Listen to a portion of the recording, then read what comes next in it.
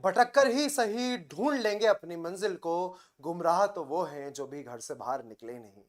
जय हिंद सभी विद्यार्थियों को, स्वागत करता हूं आप सभी लोग का पीडब्ल्यू गवर्नमेंट एग्जाम वाला के इस ऑनलाइन प्लेटफॉर्म पर।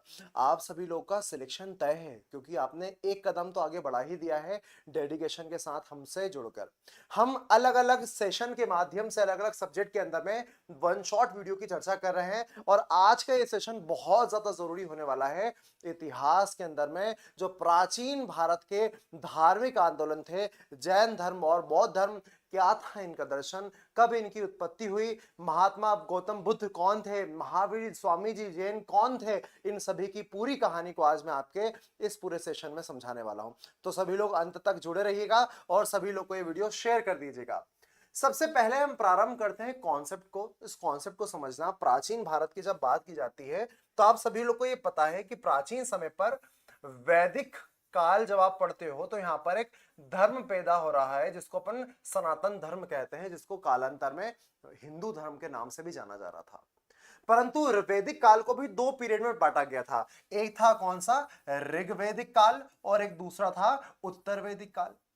ऋग्वैदिक काल में आप जानकर आश्चर्य करेंगे कि वो सारी टेम्परामेंट जो होना चाहिए, जो तार्किक होना चाहिए, वो ऋग्वैदिक काल में भारत के अंदर विद्यमान था। जैसे कि महिलाओं को पढ़ने का अधिकार दिया गया था, अपाला, लोपा, मुद्रा, घोषा, कई प्रकार की वहां पर विदुषी महिलाएं रहा करती थी। यहाँ के अगर सिस्टम को देखा जाए तो कई प्रकार का जो जातिवाद आप वर्तमान में देख पा रहे हो, इस समय पर भाई वर्ण व्यवस्था थी, परंतु यह वर्ण व्यवस्था कर्म पर आधारित थी। यह हमें ऋग्वेद से पता चलता है।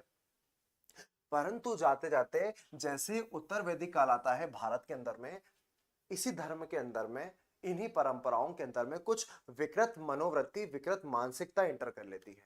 जैसे क्या सर, जो वर्ण व्यवस्था भी मैं कर्म आधारित बता रहा था, कालांतर में लोगों ने इसे जन्म के आधार पर बना दिया कि भैया अगर क्षत्रिय के घर में पैदा होगे तो तुम बाय बर्थ क्षत्रिय हो, ब्राह्मणी घर में पैदा होगे तो बाय बर्थ क्या हो, ब्राह्मण हो। पहले ऐसा नहीं था। जो व्यक्ति ब्रह्म को जान रहा है, जो व्यक्ति शिक्षा के साथ संबंधित है, जो व्यक्ति ज्ञान की बातें कर रहा है, उसी को ब्राह्मण कहा जा रहा था। जो व्यक्ति व्यापार कर रहा है उसी को क्या कहा जा रहा था, वैश्य कहा जा रहा था। जो व्यक्ति सुरक्षा काम कर रहा है उसी को हम क्या मान रहे थे, क्षत्रिय मान रहे थे। और जो भी व्यक्ति सेवा कार्य में निवृत्त था उसी को हम शूद्र के रूप में जान रहे थे। मतलब वर्ण व्यवस्था ऋग्वैदिक काल में थी, परंतु कर्म आधारित। कोई भी व्यक्ति किसी भी वर्ण व्यवस्था का समर्थन करके किसी भी वर्ण में शामिल हो सकता था। परंतु मैं फिर बोल रहा हूं, उत्तर वैदिक काल में जो वर्ण व्यवस्था है ये जन्म आधारित कर दी। मतलब अगर तुम शूद्र के घर में पैदा हुए हो तो बचपन से तुम शूद्र ही रहोगे, तुम अपना काम वाम कुछ चेंज नहीं कर सकते। तुम क्षत्रिय है तो तुम्हारा पुत्र भी क्षत्रिय, तुम वैश्य तुम्हारा पुत्र भी वैश्य। समझना, यहीं से शुरुआत होती है समाज में विषमता की, समाज में किसकी, भेदभाव की।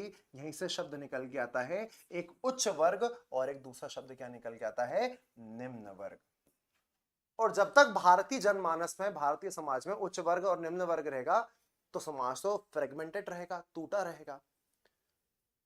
जब जब समाज को आवश्यकता होती है कुछ कुरीतियों को हटाने की, तो आप सभी को पता है कुछ समझदार लोग फिर से जन्म लेते हैं और वो कहते हैं कि भैया ये इस चीज में बुराई है, इसको हटा दो, इसको हटा दो, इसको हटा दो। और ऐसे ही करके एक नया स्वरूप धर्म का निकल के सामने आता है। और यही दोनों स्वरूप लगभग छठी शताब्दी ईसा पूर्व भारत में देखने मिलती है, जब महाजनपद का शासनकाल चल रहा है। कब की बात कर रहा हूं मैं, 6th सेंचुरी बीसी के आसपास की बात कर रहा हूं। कई सारे साम्राज्य, कई सारे जनपद विकसित हो रहे हैं। भले आप अंग की बात कर लो, आप मगध की बात कर लो, आप पांचाल की बात कर लो, आप अवंती की बात कर लो, भारत डेवलप्ड हो रहा है, देख बड़े बड़े साम्राज्य बनना चालू हो रहे हैं। और इन्हीं सभी धार्मिक कुरीतियों को हटाने के लिए, जैसे कि मैंने कहा था ना, ऋग्वैदिक काल में महिलाओं की स्थिति अच्छी थी, जबकि उत्तर वैदिक काल में उनकी स्थिति और दयनीय हो गई, नीचे गिर गई। मतलब कहीं ना कहीं गलत प्रथाओं ने, परंपराओं ने समाज को जकड़ लिया, इस धर्म को जकड़ लिया।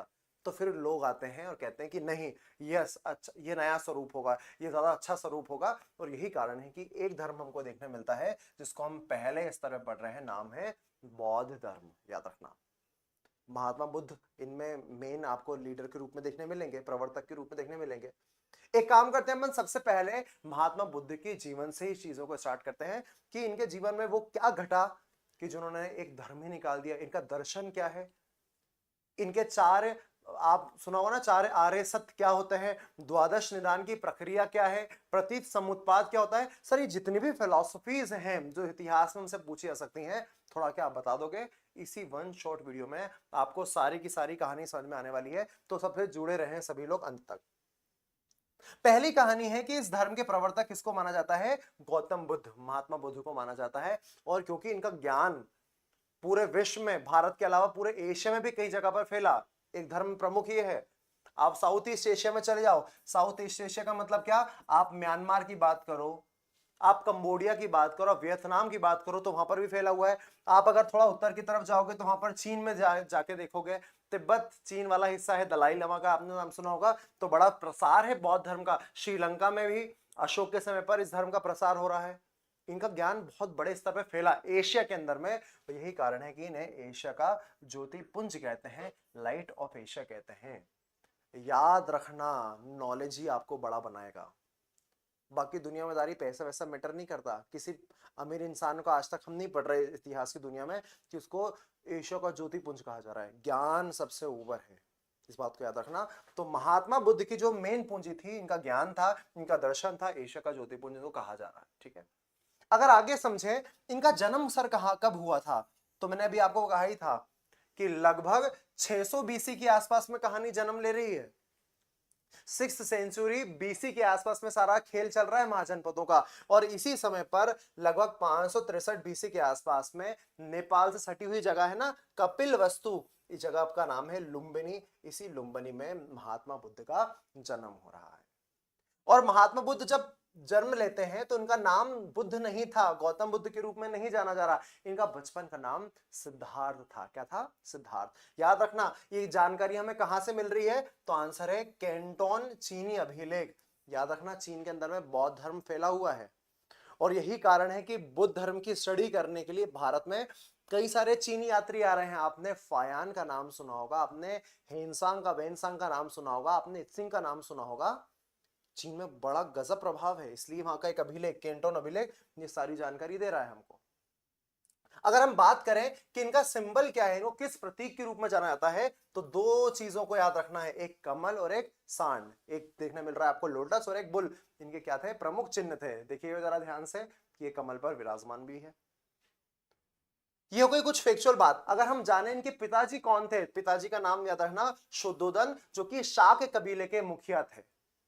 परंतु कहानी अब निकल के ऐसी आती है कि जब आप बचपन से ही इनको देखते हो तो कुछ घटा। क्या घटा समझना, जैसे ही पैदा हुए, जो इनकी माता थी माया देवी, वो कुछ समय पश्चात ही मृत्यु को प्राप्त हो गई। तो इनका जो पालन था वो प्रजापति गौतमी के द्वारा किया गया। मतलब इनके पास जो शिक्षा गई, जो इनके पास संस्कार गए, वो किसके द्वारा गए हैं? गौतमी के द्वारा। इसलिए ही इनको गौतम बुद्ध कहा जाता है। इनका प्रभाव सर्वाधिक मात्रा में था। कालांतर में इनकी शादी भी हुई, इसका भी एक अलग कॉन्सेप्ट है, क्योंकि बचपन से ही सिद्धार्थ को जब इनके पिता शुद्धोधन ने देखा कि कुछ अलग ही लेवल की बात कर रहे हैं, जीवन के सत्य की बात कर रहे हैं, सन्यास की बारे में जानकारी लेना चाह रहे हैं, तो उनको आपके घर में अगर आप ऐसी बातें करना चालू कर दो, आपके माता पिता क्या बोलेंगे? अरे बुरा आ गया यार, ये तो जाके एक सरकारी नौकरी ले, कमा फिरा, ये कर वो कर, ये कहाँ सन्यास ब्रह्म, ये इन चीजों में कहाँ दिमाग लगा रहा है? जीवन का सत्य क्या है, दुख क्या है, कहाँ दिमाग लगा रहा है? एक काम कर दो, शादी कर दो, जिम्मेदारी आ जाएगी। सुना होगा ना, इसकी शादी करवा दीजिए बाबूजी, जिम्मेदारी आ जाएगी। शादी करवा दी गई। 16 वर्ष के अंदर में एक स्त्री के साथ, यशोधरा। ये भी बहुत, इनका एक अलग ही कुछ कहानी में सुनाऊंगा, इनका एक अलग पक्ष है। और इनसे एक पुत्र भी की, रत्न की भी प्राप्ति होती है, जिनका नाम था राहुल। परंतु कहानी कुछ ऐसी है कि जब आदमी के मन में हलचल मचती है ना, फिर वो ठहरता नहीं है, समय उसको गहरी लेता है। एक दिन बेहतरीन राज, अब आप सब मुखिया हैं तो मान के चलो एक राजा की तरह जीवन इनका है, और सब आसपास कर्मचारी नौकर चाकर सब लगे हुए हैं। एक दिन पार्टी वार्टी पर सब लोग को बुलाया, सब दोस्त यार आए, कई सारी वहां पर स्त्रियां भी हैं, नाच वाच चल रहा है, मदिरा शराब सब चल रही है। उन्हें कुछ लास्ट में जब सब खत्म हो गया तो उन्हें थोड़ा सा एहसास हुआ, एक विरक्ति का भाव आया, डिसअटैचमेंट हुआ कि यार अभी जो सुंदर स्त्रियां लग रही थीं, जो इतने मग्न होकर ये लोग नाच रहे थे, अब क्या हो गया? नशा खत्म। ये कुछ समय का ही इनका सुख था, बाकी तो क्या है, दुख ही दुख है। और इसी समय पर उन्होंने काम किया। इनके एक सारथी का नाम याद रखना, चन्ना। कंथक नाम का इनका घोड़ा था। एक बार ये कपिल वस्तु की सैर पर गए कि चलो भैया आज मैं कुछ घुमा के लाता हूं, यहां पर तो कुछ नहीं है, पार्टी वार्टी मेरा मन नहीं है, अपन कपिल वस्तु की सैर पर चलते हैं। और जैसे ही सैर पे गए, याद रखना, चार दृश्य दिखाई दिए। ये चार दृश्य इनके जीवन को, एक साधारण सिद्धार्थ को गौतम बुद्ध बनाने में इस घटना की बहुत बड़ी भूमिका रही। चार कौन कौन से दृश्य थे? पहले जाते से ने देखा एक बूढ़ा व्यक्ति, अपने सारथी चन्ना से पूछा ये क्या है, क्योंकि वो एक ऐसा राजकुमार था, आज कभी बाहर अपने महल से बाहर निकले नहीं, तो समाज की मेन विशेषता सत्य का गान उनको था नहीं। बैठे हुए हैं, उनके आसपास जो जो नारी नर नारी आ रहे हैं उन्हीं को देख रहे हैं। उन्होंने जर्जर बूढ़े व्यक्ति को देखा, उनको यार क्या ये हालत सबकी होने वाली है? क्या मैं भी इसकी तरह बनने वाला हूँ थोड़े समय बाद? और अगर मैं इनकी तरह बनने वाला हूँ, इसका मतलब क्या है? अभी मैं क्यों घमंड कर रहा हूँ भैया? चीज शाश्वत नहीं है, नित्य नहीं है, परिवर्तनशील है। मुझे भी जाकर एक दिन वो दुख भोगना पड़ेगा। दूसरी कहानी देखिए, एक बीमार व्यक्ति को शरीर में कुष्ठ रोग हो गया है, तड़प रहा है वो। क्या ये मुझको भी हो सकता है? ऐसा उन्होंने सोचा, क्या इस बंदे को भी दुख है मतलब? फिर देखा एक शव को। ये क्या कहानी है? आदमी पैदा होता है, जीवन जीता है, इतनी सब मगजमारी करता है, एक दिन मर ही जाना है इसको। तो ये जो जीवन भर का संघर्ष है वो सब व्यर्थ है, एक दिन मरने ही तो है। बड़े प्रश्न आ रहे हैं अब सिद्धार्थ के दिमाग में, बमबारी हो रही है प्रश्नों की। और अंत में देख लिया एक सन्यासी को, एक मोंग को, जो बिल्कुल ध्यान लाकर बैठा हुआ है। कोई बीमारी से, कोई सब सब दुख में है और ये आनंद में है। पूछा, चन्ना से पूछा, क्या ये व्यक्ति कौन है? क्या इसको दुख नहीं हो रहा? क्या इनको पीड़ा नहीं सता रही? क्या इनको नहीं भागना दूसरे की तरह जीवन की आपद आपी में? उन्होंने बोला है ये सब छोड़ के ही सन्यासी बने। अब इनको दुनियादारी का मोह, दुनियादारी का लोभ नहीं है, इसलिए प्रसन्न भी आनंद में है। तब से इनको आ गया यार कुछ तो ऊपर है। ये राजा वाजा बनने में कुछ नहीं लगा भाई, कुछ ऊपर है, इससे ऊपर कुछ कहानी है। नॉलेज के स्तर पे, विचार के स्तर पे, समाधि के स्तर पे कुछ तो कहानी है। और उसी चीज को सोचने के लिए, इन्होंने खोजने के लिए 29 वर्ष की आयु में इन्होंने ग्रह त्याग कर दिया। और ग्रह त्याग के लिए एक स्टेटमेंट चल रहा है, उस स्टेटमेंट का नाम याद रखना, उसको कहते हैं महाभिनिष्क्रमण। क्या नाम है इसका? महाभिनिष्क्रमण। तुम्हारे एग्जाम में सीधा क्वेश्चन आएगा, महाभिनिष्क्रमण का शब्द का अर्थ निम्न में से किसके साथ संबंधित है? तो आंसर है ग्रह त्याग की घटना। और ग्रह त्याग की घटना अपने किसके माध्यम से की थी भैया? कंथक नाम के घोड़े के साथ। तो याद रखना, ऐसे याद रखने की आवश्यकता पड़ेगी। प्रतीक क्या है इस घटना का? अश्व, घोड़ा इस घटना का प्रतीक है। अब ये गौतम बुद्ध सत्य की तलाश में चले गए हैं। कहानी समझ ना, मैं कहानी इसलिए सुना रहा हूं ताकि तुमको रटना ना पड़े। मेरा यूएसपी यही है कि मैं आपको रटवाऊंगा नहीं, कहानी के फॉर्मेट में चीजों को समझाऊंगा और इसके सारे फैक्ट भी तुमको याद आ जाएंगे। बस तुम्हें करना क्या है, ये वीडियो अंत तक देखना, आराम से सुनना, कोई दिक्कत वाली बात नहीं है, चिंता मत करना, टेंशन लेने की कोई बात ही नहीं है। अब ये जा रहे हैं ज्ञान की प्राप्ति में। अब घर वाले ने छोड़ दिया, अपनी पत्नी और पुत्र को छोड़ दिया। थोड़ा सा इसमें विवाद बन सकता है, अभी हम उस विवाद में नहीं जा रहे। अब कहीं जाओगे तो किसी ना किसी गुरु से ज्ञान तो प्राप्त करोगे ना, ऐसे थोड़ी ना आपको बुद्ध बन जाना है। कोई ना कोई तो होगा जिसकी आप बात सुन रहे होगे। तो ज्ञान की प्राप्ति में ये अलग अलग लोगों से मिले। सबसे पहले वैशाली, बिहार वेस्ट बंगाल की तरफ में अंग साम्राज्य, वज्जी गणराज्य ये सब थे, वहीं पर वज्जी गणराज्य वैशाली में जाते हैं।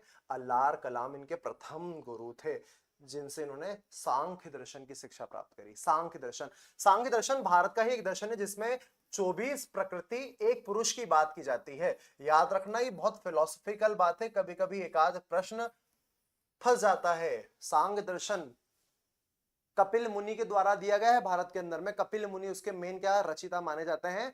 और 24 प्रकृति एक पुरुष के बारे में चर्चा होती है। 24 प्रकृति में कर्म इंद्री, ज्ञान इंद्री, कई सारी चीजें। पुरुष का मतलब यहां पर है चैतन्य सत्ता के साथ में। परंतु इनको भी है ना नॉलेज सटीक नहीं बैठ रहा था, इन्हें नॉलेज तो लिया मगर फिर कुछ इफ एंड डाउट्स आ गए तो ये और आगे बढ़े। राजगृह, राजगिरी मतलब मगध साम्राज्य की राजधानी रही है लंबे समय तक, मगध साम्राज्य की। रुद्र, रुद्रक रामपुत्र इनके पास जाते हैं, इनसे योग की शिक्षा लेते हैं। योग मतलब अपने शरीर को ऐसा नहीं करना कि सर वो तो रामदेव बाबा ही सिखा देंगे, उनके पास भेज देते हैं। रामदेव बाबा भी योग करवाते हैं। योग का वो एक प्रकार है जिसमें आप शारीरिक मुद्राओं के माध्यम से शरीर को स्वस्थ करने का काम करते हो। अदरवाइज जब आप पतंजलि के योग के बारे में चर्चा करते हैं, जो पतंजलि के द्वारा दिया गया था, महर्षि पतंजलि के द्वारा, तो इनको कहा जाता है चित्त वृत्ति निरोध योग। जो आपके दिमाग में विचार है, वृत्ति आ रही है बेकार, इनको हटा दो, वही योग है, योग है। इसकी शिक्षा प्राप्त कर रही है द्वितीय गुरु थे रुद्रक रामपुत्र। फिर आगे बढ़े, ठहर नहीं रहे, परिवर्तन, परिवर्तन इनके जीवन में। उरुवेला में पहुंचे और वहां पर इनको 5 साधक देखने मिलते हैं। कौंडिजन्य, बप्पा, भादिया, महानामा, ऐसे 5 लोग मिले। इनके नाम आपको भले याद रखने की आवश्यकता नहीं है, परंतु हाँ, ऐसे 5 मित्र बोल सकते हो। ये पांचों भी क्या बनने, बुद्ध बनने निकले थे कि हम ज्ञान की प्राप्ति करेंगे, देखते हैं हम किनमें से ज्ञान प्राप्त होता है। और बीच में इनके बीच में कुछ मतभेद हुआ किसी बात को लेके, और फिर थोड़े अलग अलग भी हो गए। और जैसे अलग अलग हुए तो एक समय वो आया, बौद्ध गया, जिसका बिहार में बसे थे, गया जी का नाम आपने सुना होगा। 6 वर्ष तक इन्होंने अकेले कठिन तपस्या करी। वो 5 दोस्त, उनका साथ छूट गया और 35 वर्ष की आयु में 29 वर्ष में घर छोड़ा, और उसके बाद में कुछ समय लगा, 6 वर्ष का समय लगा। 35 वर्ष की आयु में, याद रखना, वैशाख पूर्णिमा की रात, ये दिन बौद्ध धर्म का सबसे महत्वपूर्ण दिन माना जाता है, वैशाख पूर्णिमा। तो इसी समय पर, इसी दिन उनको पीपल के वृक्ष के नीचे, याद रखना, बोधि वृक्ष कह सकते हो। और बोधि वृक्ष क्या था? पीपल का वृक्ष। जब आप पढ़ोगे ना आगे थोड़ा, तो एक शशांक नाम का बंदा सुनोगे, एक राजा सुनोगे, उसने बोधि वृक्ष को कटवाने का प्रयास किया था, कटवाया था। पीपल का वृक्ष याद रखना। निरंजना, इसी को फल्गु नदी कहा जाता है। इस नदी के तट पर इनको ज्ञान की प्राप्ति हो रही है। ज्ञान मतलब यहां पर निर्वाण शब्द का इस्तेमाल हो रहा है। किसका शब्द का इस्तेमाल हो रहा है? निर्वाण। निर्वाण मतलब ज्ञान इनको मिला। किनको? सिद्धार्थ को। और जैसे ही ज्ञान मिला तो ये सिद्धार्थ से फिर गौतम बुद्ध के रूप में सामने आते हैं।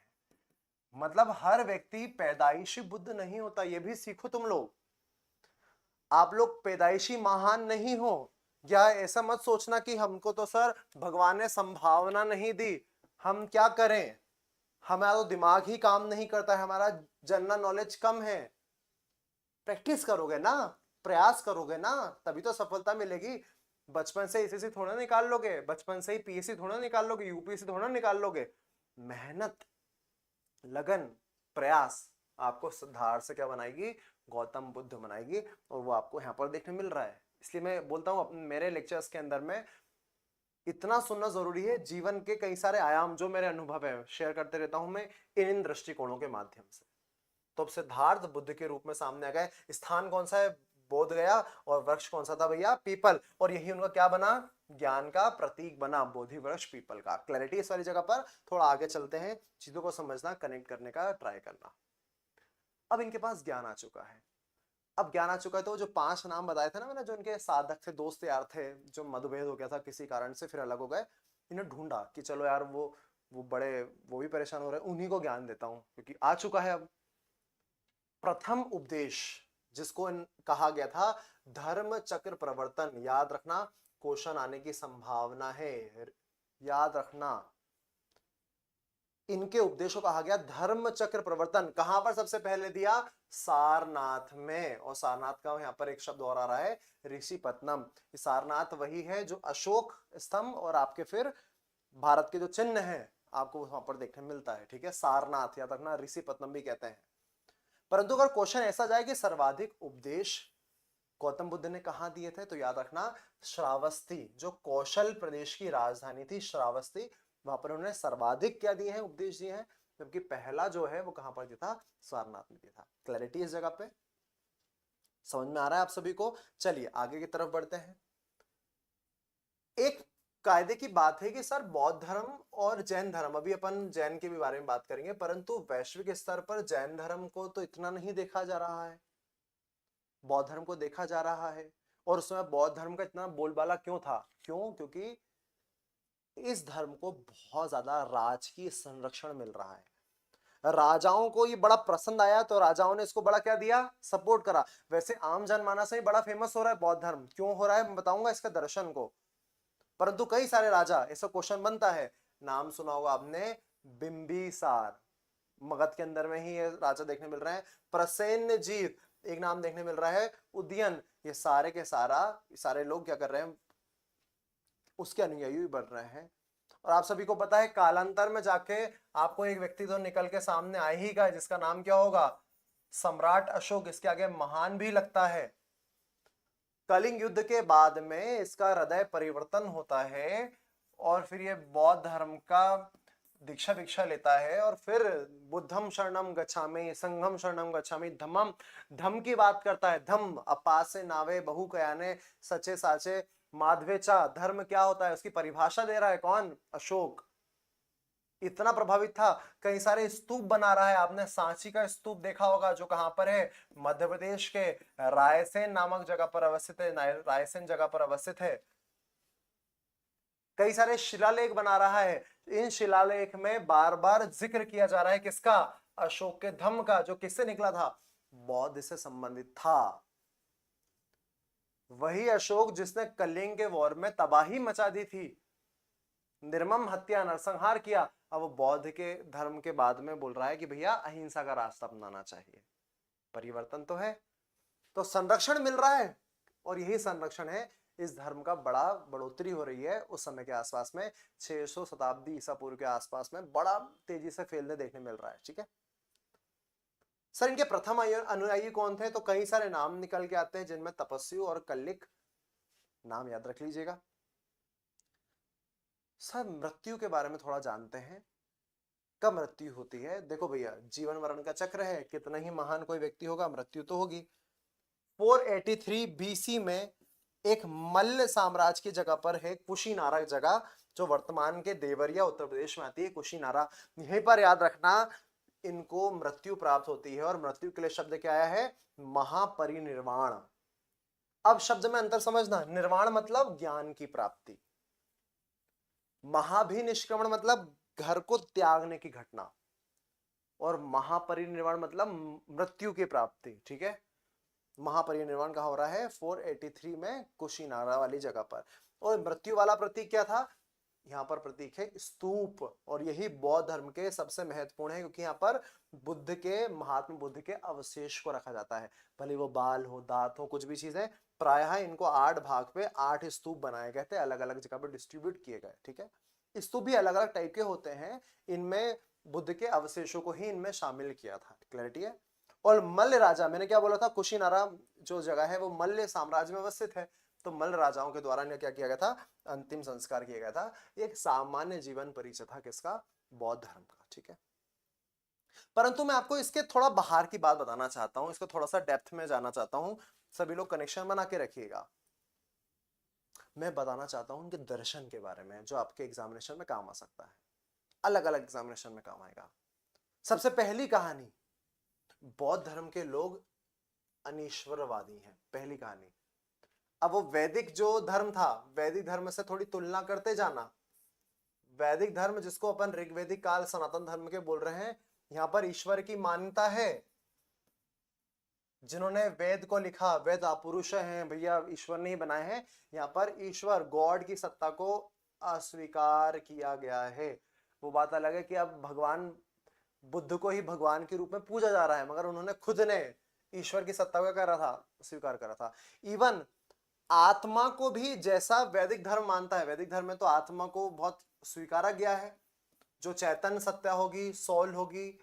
आपने सुना होगा गीता का ज्ञान जो वेदांती परंपरा का है कि मानव जो है जब मृत्यु होती है तो जैसे हम कपड़े चेंज कर रहे हैं, वैसे आत्मा शरीर चेंज करती है, आत्मा कभी नहीं मरती। नैनम छदंती शस्त्राणी नैनम दहती पावका ना चेनम क्लेदयन्त्यापो ना शोषति मारुता। ये वेदांत का ही तो कथन है कि आत्मा को ना मारा जा सकता है, ना काटा जा सकता है, वो तो चैतन्य सत्ता है। परंतु ये वैदिक जो कॉन्सेप्ट है, इसको नकार कर बौद्ध धर्म कह रहा है अनात्मवादी सिद्धांत।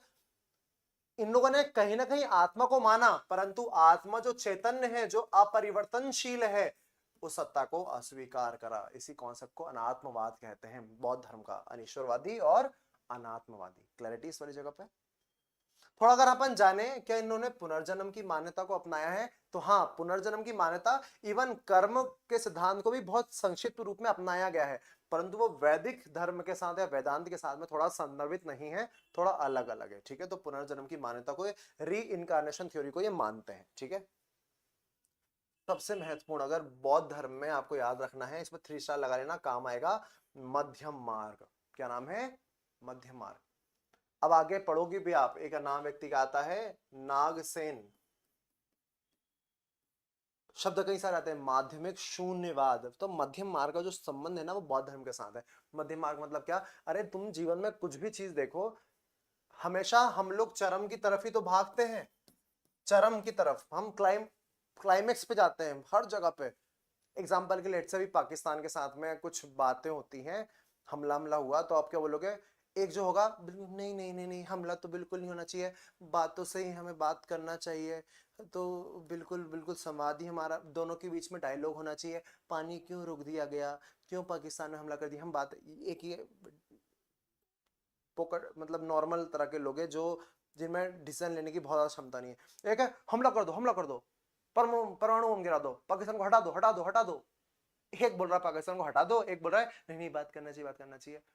कायदे से जीवन का सत्य ना इस छोर पर है ना इस छोर पर है, ना परमाणु बम हमला करने में आज वर्तमान की सत्यता है या आवश्यकता है, ना वो संवाद वाला रास्ता है। तो क्या चीज निकाली जाए? मध्यम मार्ग निकाला जाए। हमला भी किया जाए परंतु परमाणु वाला नहीं, संवाद भी किया जाए परंतु हाथ जोड़ के रिक्वेस्ट वाला नहीं, समझाने वाला, कठोरता के साथ, ताकि सुधरे। इसी को बोलते हैं मध्यम मार्ग। आप 2 अलग अलग ध्रुवों की बात नहीं करोगे, आप मिड की बात करोगे। और यही कहानी कहां देखने मिल रही है आपको? बौद्ध दर्शन में। क्योंकि इसमें रीजन ये है, आप थोड़ा समझने का ट्राई करना। इनके आसपास में एक व्यक्ति थे, मतलब जब धर्म फैल रहा था, एक नाम था चारवाक।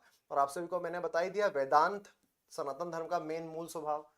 यहाँ पर क्या बात आ रही है भैया? ईश्वर की बात हो रही है, ब्रह्म की बात हो रही है, बाकी सब मिथ्या की बात हो रही है। ये क्या कह रहा है? ईश्वर कुछ नहीं होते, दुनिया ही सब सही है, तो जो करना है करो, लोन लेके घी पियो परंतु पियो, चारवाक बोल रहे हैं। तो उन्होंने बोला ना इनकी तरफ जाना है ना इनकी तरफ जाना है, मध्यम मार्ग को अपनाना है हमें। ऐसा इनका कॉन्सेप्ट था बुद्ध का। बहुत सही भी कॉन्सेप्ट आपको देखने मिलता है। खैर, सबकी अपना दर्शन अपने अपने स्तर पे अपनी अपनी जगह पर सही होते हैं। और यही कारण है कि बुद्ध ने फिर 4 आर्य सत्य का प्रतिपादन करा। क्वेश्चन आता है, निम्न में से किस धर्म के साथ में, किस दर्शन के साथ 4 आर्य सत्यों का संबंध है?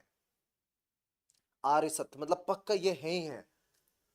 तो मैंने आपको वो 4 कहानी बताई थी ना, कि एक बूढ़ा व्यक्ति दिख रहा है, एक बीमार व्यक्ति दिख रहा है, एक शव दिख रहा है, फिर एक सन्यासी दिख रहा है। इन सभी को दिमाग में रख के इनको इस चीज की ज्ञान की प्राप्ति हो रही है। वास्तव में बौद्ध धर्म कुछ और नहीं है, 4 बातें हैं जो मैं बताने वाला हूं। सबसे पहले उन्होंने कहा सर्वम दुखम दुखम, दुनिया पूरी दुखमयी है भैया, दुखमयी है। वैकेंसी कब आ रही है, उसका दुख। एग्जाम आ गया, अरे आप तो पढ़ना पड़ेगा, उसका दुख। आज रिजल्ट आने वाला है, उसका दुख। कितने नंबर आ गए, उसका दुख। कौन सी पोस्ट मिली, मनपसंद पोस्ट नहीं मिली, उसका दुख। आया ना? सभी चीज दुखमयी है। किसने बोला? बुद्ध ने बोला। तो पहला है सर्वम दुखम दुखम, दुख, लाइफ इज फुल ऑफ सोरो। पहला कॉन्सेप्ट ने, पहला आर्य सत्य दिया। दूसरा, दुख समुदाय। दुख समुदाय का मतलब क्या होता है? कि वो क्या कारण है, वो रीजन क्या है जिससे दुख का जन्म होता है। मानव जीवन में वो क्या रीजंस हैं, और ये रीजन को समझाया गया है, याद रखना, द्वादश निदान चक्र के माध्यम से और प्रतीत्य समुत्पाद के रूप में। जैसे कि क्या, थोड़ा समझने का ट्राई करना। द्वादश निदान चक्र में कई सारी बातें हैं, परंतु आपको एक चीज मैं आपको बता रहा हूं कि संसार दुखों से भरा हुआ है। कारण बताया जाता है तृष्णा को, इच्छा को, डिजायर को। मतलब मानव जीवन में आप क्योंकि एक्सपेक्टेशन करते हो, इसलिए दुख होता है। आप खुद ही सोचो ना, एक व्यक्ति अपनी पत्नी से बहुत ज्यादा एक्सपेक्ट करने लग जाए कि पत्नी अपने पति से चांद तारे तोड़ने लाने की एक्सपेक्टेशन करने लग जाए, पॉसिबल ही नहीं है। और अगर पॉसिबल नहीं है तो कभी ना कभी तो वो नहीं होगा, और अगर नहीं हुआ तो वही चीज तुमको क्या करेगी? हर्ट करेगी। तो यही बौद्ध धर्म कह रहा है, गौतम बुद्ध कह रहे हैं कि जो तुम तृष्णा कर रहे हो, इच्छा कर रहे हो जो तुम्हें किसी चीज से जोड़ देगा, और जब भी तुम ऐसे अटैच हो जाओगे तो फिर तुम्हें तो हर्ट होना ही है ना बाबू। तो ओए राजू, प्यार ना करियो, करियो दिल टूट जाता है। गौतम बुद्ध की बात सुन लेना। एक्सप्रेशन, तृष्णा, अटैचमेंट, इच्छा, ये सब द्वादश निदान चक्र हैं। यही दुख का कारण है, सर्वम दुखम दुखम इसी कारण से हो रहा है। और यहीं से प्रतीत समुत्पाद निकल के आता है कि आपने अगर किसी को चाहा, अटैचमेंट हुआ, तो फिर आपको, अगर आपने अटैचमेंट लगाया तो उसका परिणाम मिलेगा ही मिलेगा दुख के रूप में। तो सर फिर सॉल्व कैसे करें? कि इन्होंने कुछ तरीका बताया इस दुख से उबरने का। तो थर्ड आर्य सत्य, दुख निरोध। दुख निरोध मतलब, हाँ, दुख की समाप्ति हो सकती है, उस समाप्ति का नाम है निर्वाण। क्या शब्द है? निर्वाण। निर्वाण मिल जाए तो आपको सारा काम हो जाएगा। क्या मिल जाए? तो निर्वाण मिल जाना चाहिए भैया। निर्वाण मतलब ज्ञान की प्राप्ति। ज्ञान की प्राप्ति मतलब तुम्हें यह पता चल जाए कि भैया ये तृष्णा सब झूठ है, ये इच्छा करना, ये अटैचमेंट्स, ये सब फालतू बात है, ये करना ही नहीं है। जैसे तुम्हारी आंखें खुल जाएंगी मतलब तुम्हें ज्ञान हो गया। ज्ञान हो गया मतलब तुम निर्वाण को प्राप्त हो गए। और इसी को कहा जा रहा है दुख निरोध। यही बुद्ध को हुआ। फिर वो डिटेच्ड है, उनकी पत्नी भी, उनका बच्चा भी, उनका परिवार भी है, उनको राजा रजवाड़ों की तरह चीजें मिली, मगर वो अटैच्ड नहीं है किसी से। क्योंकि अटैच होते तो फिर वो दुखी होते, दुखी होते तो फिर वो आप समाज को सुख कैसे दे पाते, आनंद कैसे दे पाते? सर ये जो दुख निरोध करना है, क्या इसकी कोई प्रोसेस होगी? कैसे मिलेगा निर्वाण? तो निर्वाण मिलने की प्रोसेस है जिसको कहते हैं दुख निरोधगामिनी प्रतिपदा। क्या कहा जाएगा? दुख निरोधगामिनी मतलब जो दुख का कारण है उन सभी को हटाना है एक तरीके के माध्यम से। तो यहां पर शब्द आ रहा है अष्टांग मार्ग। क्या नाम है? अष्टांग मार्ग। अब मैं वो अष्टांग मार्ग के बारे में बता देता हूं आपको क्या कहानी है, कैसे निर्वाण की प्राप्ति हो, कैसे वो कहानी होगी। ठीक है, एग्जाम्पल के लिए देखो ध्यान से। परम लक्ष्य क्या है? निर्वाण। निर्वाण का मतलब क्या होता है? इच्छाओं की समाप्ति, दुखों से मुक्ति हो जाएगी। इसी प्राप्ति के लिए तुमको क्या प्राप्त चाहना है? अष्टांग मार्ग को चाहना है और 10 शील को अपनाना है। 10 शील मतलब 10 चीजों को तुम अपने जीवन में अपनाना है। याद रखना, प्रतीक चिन्ह निर्वाण का क्या था? पद चिन्ह है। जो निर्वाण है इसका प्रतीक चिन्ह क्या है? पद चिन्ह, फुटप्रिंट आपको देखने मिल रहा है। ठीक है, अब मैं आपको चीजें बता रहा हूं अष्टांगिक मार्ग की। वो 8 चरण कौन कौन से हैं जिससे आप क्या कर सकते हो? दुख से निर्वाण को प्राप्त कर सकते हो। सम्यक दृष्टि, उचित दृष्टि, सही तरह से देखो, विजन सही हो। सम्यक संकल्प, डिटर्मिनेशन अच्छा होना चाहिए। सम्यक वाणी, अच्छा बोलो। सम्यक कर्मांत, अच्छे एक्शंस करो, काम करो। सम्यक आजीव, लाइवलीहुड, अच्छा जीवन जियो ना भैया, दिक्कत क्या है?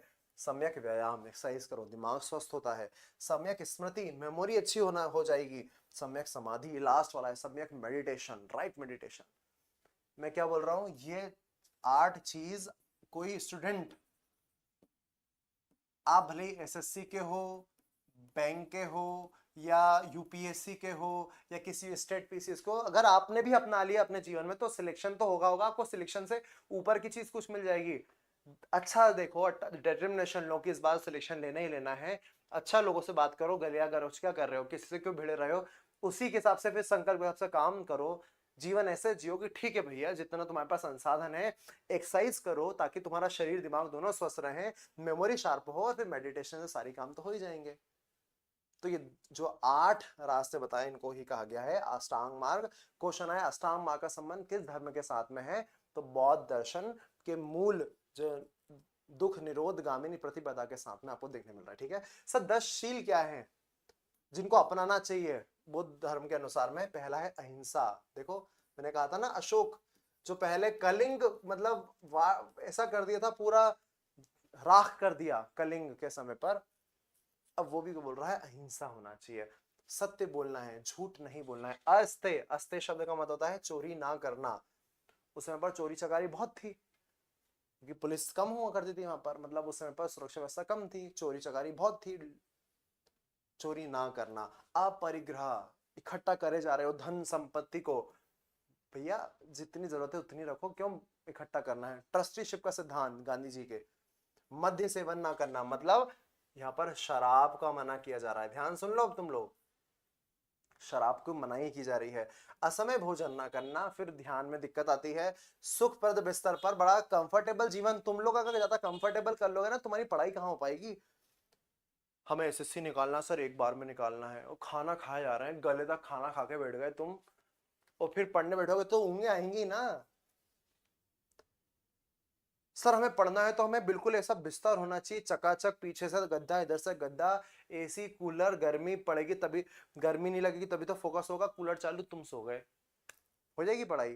यही बोल रहे हैं महात्मा बुद्ध को, सुन लो, सुख पद बिस्तर पर नहीं सोना, मतलब कंफर्टेबल जीवन तुम्हें अपने लक्ष्य दूर ही ले जाएगा, संघर्ष की ओर तो नहीं ले जाएगा, और संघर्ष तुम्हें सफलता तक ले जाएगा।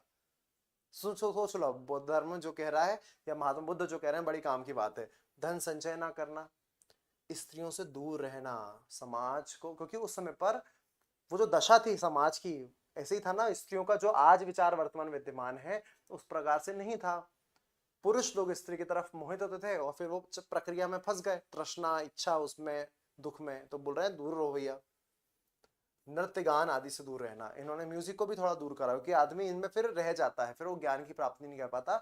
ऐसा इन्होंने दशशील से, ऐसा नहीं कि सारी चीज आप वर्तमान में आपको मानना है, इसे मॉडिफिकेशन होना रहना चाहिए, ठीक है। फिर बौद्ध धर्म में आते हैं त्रिरत्न, क्वेश्चन आएगा त्रिरत्न कौन कौन से, देखो भैया रटवा सकता हूं मैं सीधा सीधा कि 3 रट लो, रट लो, क्या करोगे रट के जीवन में।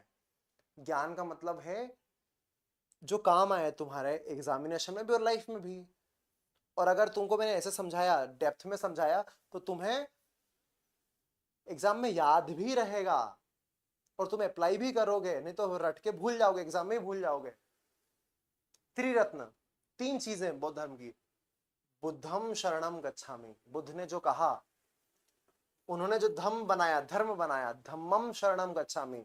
अब देखो वैदिक धर्म से ये अलग कर रहे हैं, वैदिक धर्म की कई बातों को इन्होंने क्या बोला कि ये अलग अलग है, हम इसको नहीं मानते, इसको नहीं मानते, फिर उन्होंने एक नई विचारधारा चलाई, यहीं से शुरू हो रहा है धम्मम शरणम गच्छामि, और इसके लिए बनाया एक यूनिटी, संघम शरणम गच्छामि, आओ हमारे संघ में, हम तुम्हें सिखाएंगे। तो बुद्ध, धम्म और संघ, ये बौद्ध धर्म में क्या है, 3 रत्न है। क्या है भैया, 3 रत्न, याद रख पाओगे। आपको अगर संघ में जाना है तो आपकी प्रवेश आयु कम से कम कितनी होना चाहिए, 15 वर्ष, उससे तो फिर आपको समझ में नहीं आएगा। और जैसे आप जाओगे तो प्रवेश होने का एक संस्कार होता है, एक प्रक्रिया होती है, उसको बोलते हैं उपसंपदा। याद रखना ये क्वेश्चन आ सकता है, निम्नलिखित में से उपसंपदा शब्द का अर्थ क्या है। उपसंपदा का अर्थ होता है प्रवेश संस्कार जो संघ में जाने के लिए विद्यमान होता है। क्लैरिटी है सारी जगह पर।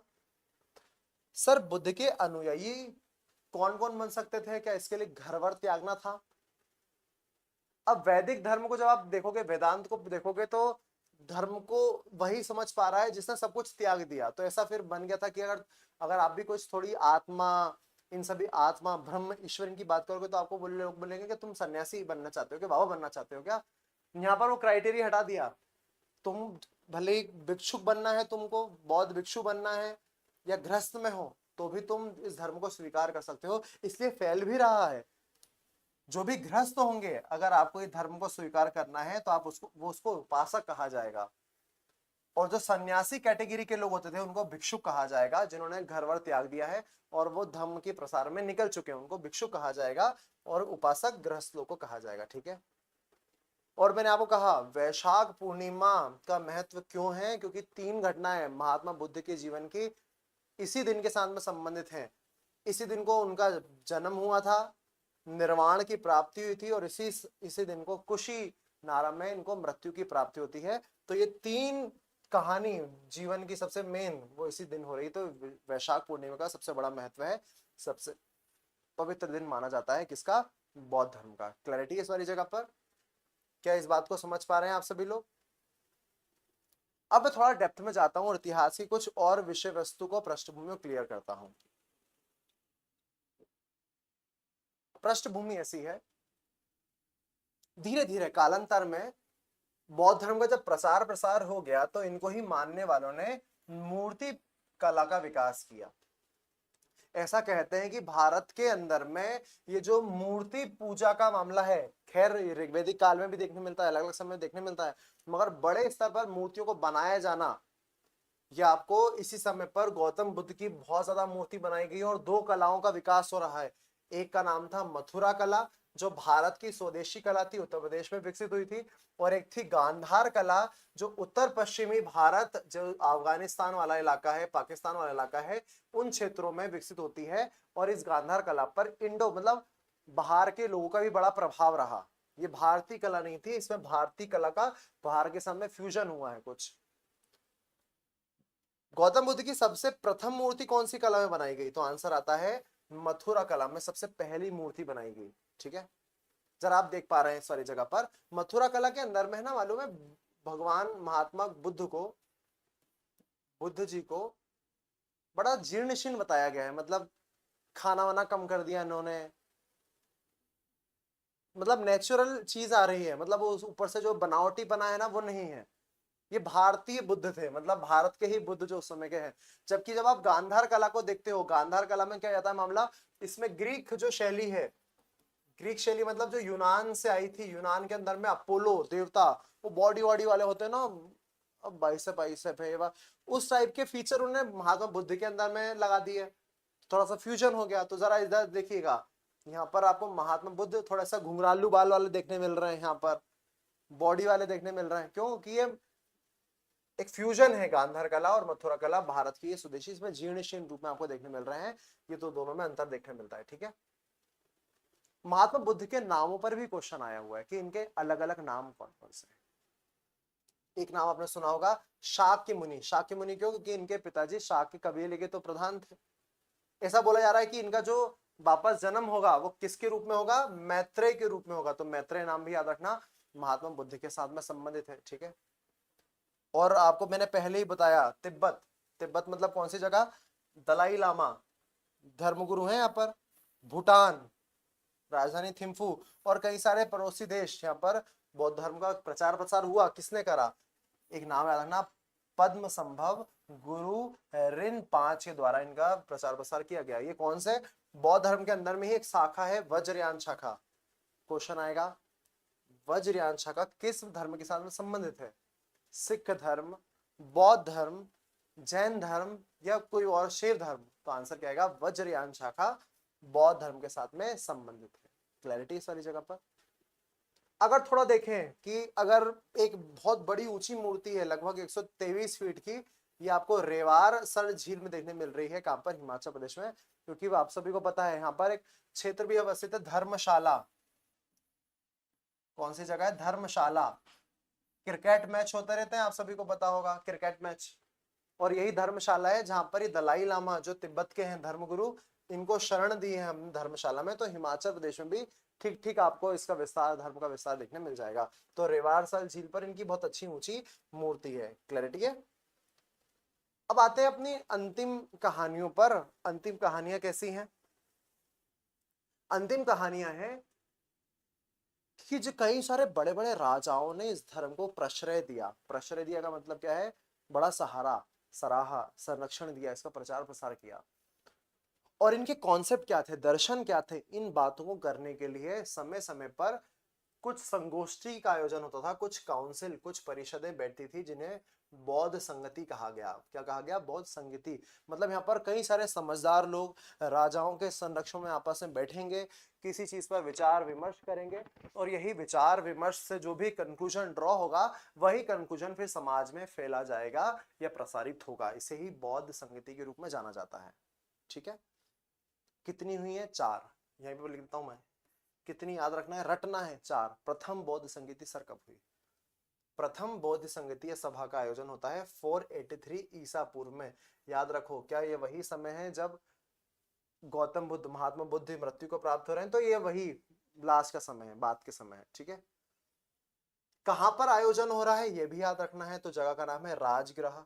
आप सभी को पता है राजगृह कई समय तक किसकी राजधानी रही है? मगध साम्राज्य। ये मगध साम्राज्य वर्तमान में कहां पर आता है भैया? वर्तमान के हिसाब से बिहार में आता है, जिसकी राजधानी क्या है? पटना। इसका पुराना नाम पाटलिपुत्र था। अध्यक्ष कौन थे? अध्यक्ष का नाम याद रखना बहुत जरूरी है, महाकश्यप। बौद्ध धर्म के एक मेन जानकार थे। इस समय पर शासनकाल किसका था? शासनकाल था एक राजा का। राजा का नाम है अजात शत्रु। क्या नाम है?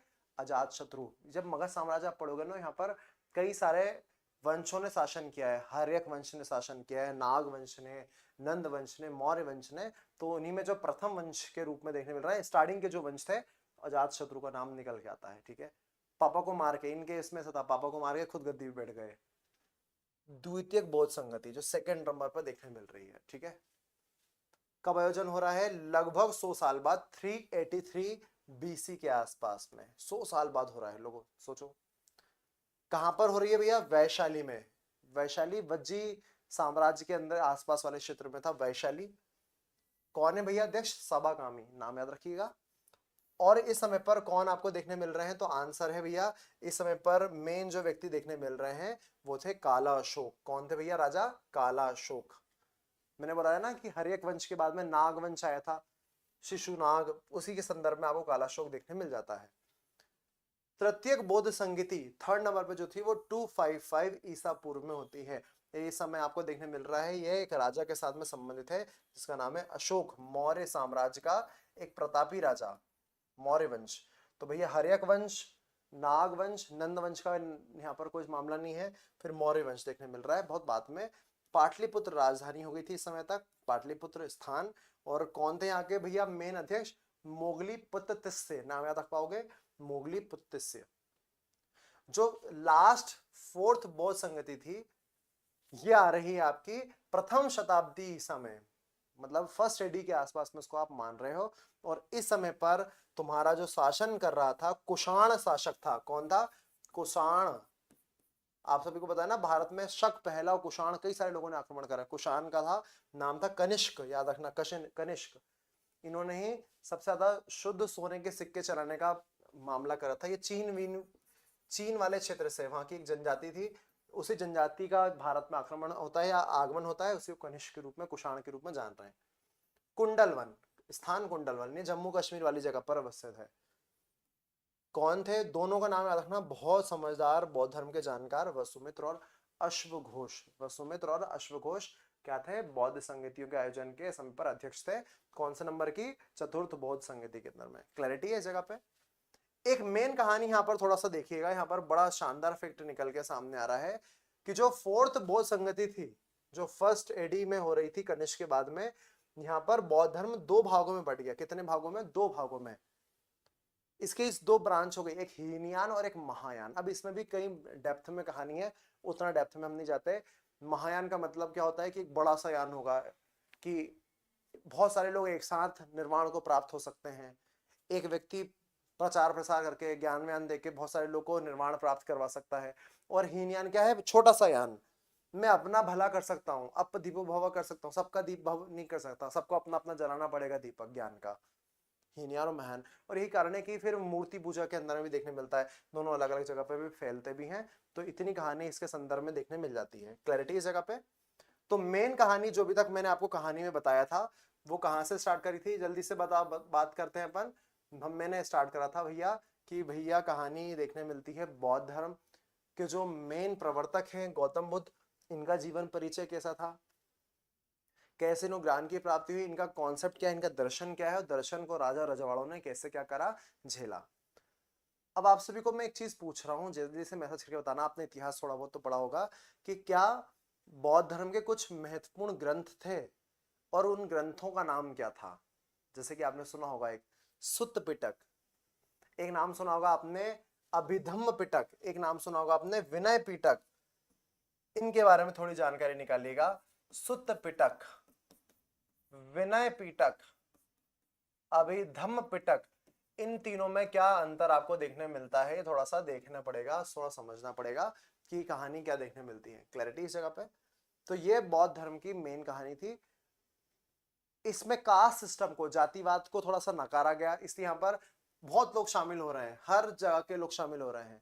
हाँ, स्त्रियों को स्टार्टिंग में अनुमति नहीं थी, बाद में बहुत समय के बाद में स्त्रियों को भी क्या कर दिया गया, ओपन कर दिया गया। तो ये बौद्ध धर्म का मामला था। चलिए अपन बिना समय गंवाए बिना सेकंड धार्मिक आंदोलन जो इसी समय पर हो रहा है और दूसरा धर्म स्टार्ट हो रहा है, इसका नाम है जैन धर्म, इसके बारे में चर्चा करते हैं। जैन धर्म, जैन धर्म के बारे में थोड़ा सा बेसिक जानना पड़ेगा। यहाँ पर सीधे महावीर स्वामी जी के पास नहीं आएंगे, क्योंकि ऐसा माना जाता है कि इसके प्रवर्तक बहुत पुराने थे, जिनका नाम था ऋषभ देव जी। क्या नाम था?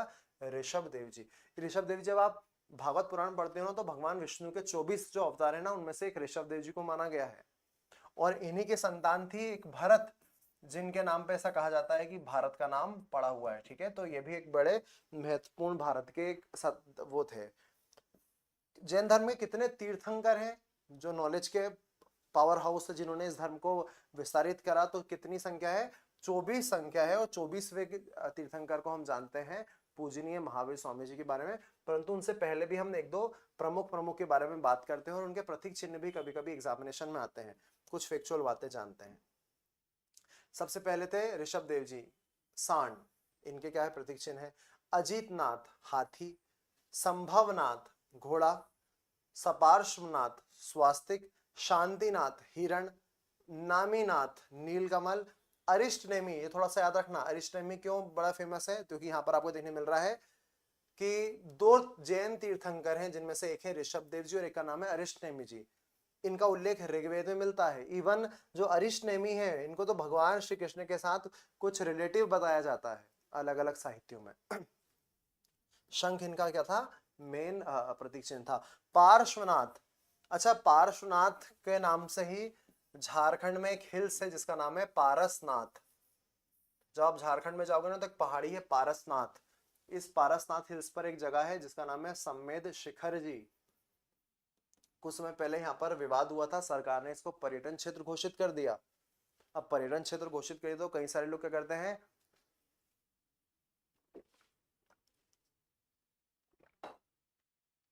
मांस मदिरा इन सभी का सेवन कर रहे हैं। जैन धर्म के लोग को बुरा लग गया कि यार ऐसा कैसे होगा कि भैया हमारे धर्म के विरोध में तुम काम कर रहे हो। मदिरा अहिंसा, ये तो हम अहिंसा परमो धर्म है हमारा, किसी को मारते नहीं हो, तुम नॉन वेजिटेरियन वहां पर लोग आ रहे हैं। तो पारसनाथ हिल्स सम्मेद शिखर जी, ये कहां पर आपको देखने मिल जाएगा? जब आप झारखंड तरफ में जाओगे। ठीक है, विंध्याचल का बार्ट माना जाता है। इनका मेन क्या था चिन्ह? सर्प। और फिर आते हैं महावीर स्वामी जी, इनका मेन चिन्ह क्या है? सिंह। याद रखना, ये सारी फैक्चुअल बातें काम की कहीं ना कहीं है। ठीक है, जो 23वें तीर्थंकर जी थे पार्श्वनाथ जी, जिनके बारे में मैंने आपको बताया, पार्श्वनाथ जी, ऐसा कहा जाता है इनको जो ज्ञान की प्राप्ति हो रही, कैवल्य हो रहा है, वो उसी जगह से झारखंड में पारसनाथ हिल्स शिखर जी से हो रहा है। इसलिए वो केंद्र बड़ा फेमस हो गया। ये काशी के जो इक्ष्वाकुल वंशी राजा थे अश्वसेन, उनके पुत्र थे। इन्होंने 30 वर्ष की अवस्था में संन्यास को प्राप्त किया। जो मेन कहानी इनकी है वो है इनकी 4 बातें। क्योंकि आप जैन धर्म की जब बात करते हो ना, तो उसमें जैन धर्म में पंच महाव्रत शब्द का इस्तेमाल होता है। किसका? पंच महाव्रत। ये 5 बातें जैन धर्म का कोर है। 5 जीवन में व्रत अपनाओ। बहुत कठिनतम तपस्या वाला धर्म है ये, बहुत सारी चीज त्यागना पड़ती है। तो उन्होंने पांच बातें हैं, जिनमें से 4 बातें पार्श्वनाथ जी ने दी थी। पहला, हिंसा ना करना, अहिंसा परमो धर्म, सबसे मेन ही पर है। जीव मात्र के प्रति भी हिंसा नहीं करना, मतलब छोटी सी चींटी भी जा रही है ना, उसको भी नहीं मारना है। इसलिए आपने देखा होगा कि बहुत ध्यान रखते हैं, चीजों को काटते नहीं है, रात में भोजन नहीं करते हैं ताकि कीड़ा वीड़ा ना मर जाए, कीड़ा वीड़ा खाने में ना जाए। ये बहुत सारी चीजों का ध्यान रखा जा रहा है, क्योंकि अहिंसा का चरम स्तर है यहाँ पर। अहिंसा परमो धर्म, सदा सत्य बोलना, मतलब झूठ नहीं बोलना है, चोरी नहीं करना है। देखो ये तो वहीं पर रिपीट हो रही बात, अस्ते चोरी नहीं करना है, संपत्ति को नहीं रखना है। कि यहाँ पर लोग, इस समय पर लोग ज्यादा धन इकट्ठा कर रहे हैं, चोरी वोरी करना चालू कर रहे हैं, तो ये बोला जा रहा है कि भैया ऐसा मत करो। तो 4 बातें किसने बताई? पार्श्वनाथ जी के द्वारा बताई गई। फिर आते हैं 24वें पूजनीय अंतिम तीर्थंकर, जिनका नाम था महावीर स्वामी जी, जिनके बारे में हमको पढ़ना होता है। ठीक है, समझाता हूं मैं, पढ़ना अपन स्टार्ट करते हैं। पहली कहानी, सर जन्म कब हुआ था और कहां हुआ था? तो जन्म हो रहा है 540 ईसा पूर्व बीसी में ही। जगह का नाम है कुंडल ग्राम, वैशाली वाली जगह पर। कौन सी जगह है? कुंडल ग्राम वैशाली, कुंडल वन नहीं, कुंडल ग्राम। ठीक है, 3 चीजों को याद रखना है। इनके बचपन का नाम सिद्धार्थ किसका था? बुद्ध का था। इनका बचपन का नाम था वर्धमान। इनके पिता का नाम क्या था? सिद्धार्थ। घातक कुल के क्या थे? ये मेन मुखिया लीडर थे। इनकी माताजी का नाम त्रिशला था, जो लिच्छवी राजा के चेटक की बहन थी। क्लैरिटी है जगह पे? मतलब सिंपल सी बात है कि ये भी अच्छे खासे समृद्ध परिवार के साथ में संबंधित है। कौन? महावीर स्वामी जी। ऐसे नहीं कि बिल्कुल कुछ है ही नहीं और फिर इन्होंने ज्ञान की प्राप्ति कर ली। अच्छी खासी चीजों को छोड़ के लोग ज्ञान की तरफ मुड़े थे, तो बहुत बड़ी बात थी। इनकी पत्नी का नाम यशोदा था, यशोधरा नहीं, यशोदा। इनके पुत्र का नाम राहुल नहीं है, इनकी एक पुत्री थी अनुजा कहते हैं, इनका नाम प्रियदर्शनी है और उनका हुआ था विवाह जामिल, मतलब जामिल ये क्या थे भैया, दामाद थे। याद रखना इस वाली कहानी को, एक साधारण इंट्रोडक्शन है जो आपको कभी कभी फैक्चुअल जीवन में काम आ सकता है।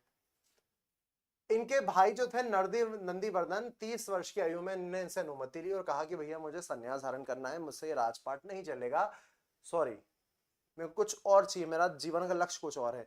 और यही कारण है कि फिर उन्होंने 12 वर्ष की कठोर तपस्या करी। कठोर मतलब सच में कठोर, मैं फिर बोल रहा हूँ, जैन धर्म में जितनी कठोर तपस्या का प्रावधान है कहीं और नहीं है दुनिया में। बहुत कठोरतम तपस्या, बालों को भी हाथ से खींचते हैं, भोजन के नाम पे बहुत कम चीज खाते हैं, पैदल चलते हैं, वस्त्र को भी त्याग देते हैं कई सारे। तो कठोरतम अगर कोई धार्मिक परंपरा है या तपस्या है वो कहां पर है, जैन धर्म देखने मिलती है। सभी का सम्मान है भारत में। तो ऋजुपालिका नदी के तट पर साल का वृक्ष था। याद रखना कौन सा वृक्ष है, साल का, पीपल का नहीं, पीपल का बुद्ध जी के साथ संबंधित था। इनको ज्ञान होता है, ज्ञान को कहा गया है कैवल्य की प्राप्ति। क्या हुआ इनको, ज्ञान, एनलाइटमेंट हुआ, ज्ञान हुआ। ज्ञान को क्या कहा है, कैवल्य की प्राप्ति। कहां पर, ऋजुपालिका नदी या साल के वृक्ष के संदर्भ में, ठीक है। और तभी से, क्योंकि इनको ज्ञान हो गया तो इन्हें कई सारे नाम आ रहे हैं। इनको जिन कहा जा रहा है, जिन का मतलब होता है विजेता, जिन का मतलब होता है विजेता। फिर कहा जा रहा है अर्हत, पूजनीय है। निग्रंथ, निग्रंथ मतलब इनको कोई बांध नहीं सकता, अटैच नहीं कर सकता, बंधनों से मुक्त हैं। तो निग्रंथ, अर्हत और जिन, ये सभी किनके नाम है, किनके नाम है, महावीर स्वामी जी के नाम है। क्लैरिटी है। अब इनको ज्ञान तो मिल गया है, कब इन्होंने अपना प्रथम उपदेश दिया, तो उन्होंने वही मगध साम्राज्य की जो राजधानी रही है राजगीर या राजगिरी, बिहार में इस पहाड़ी के पास है, एक बराकर नदी है इस जगह पर। याद रखना इनकी भाषा जो थी, याद रखना जो बौद्ध धर्म था, बौद्ध धर्म की बातें अधिकांश पाली भाषा में है। कौन सी भाषा में, पाली। जबकि जैन धर्म का संबंध प्राकृत या अर्ध मागधी भाषा के साथ में है, ठीक है, अर्ध मागधी भाषा याद रखिएगा। इनके जो अनुयायी थे, अनुयायी को निग्रंथ कहा गया। इनको जो प्रथम अनुयायी बने, इनके ही खुद के दामाद बने, प्रियदर्शनी अनुजा के जो पति थे, क्या नाम था, जामिल, उन्हीं को ज्ञान दे दिया इन्होंने। जो प्रथम भिक्षुणी थी, नरेश दधी वाहन की पुत्री चंपा थी। मतलब यहाँ पर महिलाओं के संदर्भ में भी बात देखी जा रही है, महिलाओं को अधिकार है पढ़ने का, समझने का। इन्होंने अपने शिष्यों को कई अलग अलग भागों में बांटा है, 11 भागों में बांटा। इनको 11 गणधर कहा जा रहा है, जो जो उनके डिसिप्लिन को पालन कर रहे हैं, ठीक है। और जो इनके बाद में जो सबसे पहला उपदेशक बनते हैं, जो इनकी बातों को आगे बढ़ाते हैं, उसका नाम था आर्य सुधर्मा। इसका नाम भी याद रखना कि महात्मा नहीं, महावीर स्वामी जी के पास में को बाद में कौन इस उपदेशों को आगे बढ़ा रहा है, आर्य सुधर्मा इनको आगे बढ़ा रहा है। क्लैरिटी है। इनकी मृत्यु कब होती है, 468 बीसी में पावापुरी। याद रखना ये राजगीर बिहार वाली जगह पर अवस्थित है, पावापुरी, ठीक है। और यहीं पर उनकी मृत्यु होती है। और वापस मल्ल राजा, क्योंकि मल्ल क्षेत्र के साथ संबंध है, मल्ल राजा सस्ती पालने के समय पर या तो वो इनका अंतिम संस्कार कर रहे हैं, उनके समय पर ये कहानी देखने मिलती है। तो ये प्रायः पूरी की पूरी क्या थी, इनके जीवन परिचय के रूप में था। यहाँ से क्वेश्चन आते हैं। अब मैं आपको बताने वाला हूं जैन धर्म की विशेषता, जैन धर्म का दर्शन कि किस आधार पर ये बातें करता है, हमें इनको क्या चीज समझना चाहिए, क्या चीज मानना चाहिए। पहली बात निकल के आती है, जैन धर्म का जो सबसे मुख्य सोच है वो आधारित है सांख्य दर्शन के साथ में। मैंने अभी बताया था ना, कपिल मुनि, सांख्य, 24 प्रकृति, एक पुरुष, चैतन्य सत्ता, इन सभी को देख के तो ऐसा बोलते हैं कि थोड़ा थोड़ा सा उनसे रिलेशन आपको देखने मिलता है। याद रखना जैन धर्म में भी ईश्वर की मान्यता नहीं है। इसे मैंने क्या कहा था, वैदिक जो धर्म था, सनातन धर्म जिसको तुम बोल सकते हो, उसमें गॉड के कॉन्सेप्ट को तो स्वीकार किया है, बड़े स्तर पर स्वीकार किया है भगवान को, ईश्वर को। जबकि बौद्ध धर्म, बौद्ध ने भी क्या कर दिया था, धर्म ने ईश्वर को नहीं माना। इवन जैन धर्म में भी ईश्वर को नहीं माना जाता। हाँ, हालांकि आज के बहुत सारे लोग अब वो महात्मा बुद्ध को बौद्ध धर्म में पूज रहे हैं ईश्वर के रूप में, और महावीर स्वामी जी को ईश्वर के रूप में पूज रहे हैं, क्योंकि खुद मना करके चले गए कि भैया ईश्वर नहीं है। लोग हैं, लोग को कुछ ना कुछ तो चाहिए। क्या इन्होंने आत्मा को माना, इन्होंने आत्मा को जरूर माना, इन्होंने आत्मा की मान्यता दी, चैतन्य आत्मा की बात करी। इन्होंने पुनर्जन्म और कर्मवाद। सर ये कर्मवाद मतलब क्या होता है, कर्म का सिंपल सा मामला है, जैसा आप कर्म कर रहे हो वैसा आपको फल मिलेगा, वो कभी भी मिले। इसी थ्योरी को बोलते हैं कर्मवाद की थ्योरी, याद रखना, ठीक है, कर्मिज्म बोला जाता है।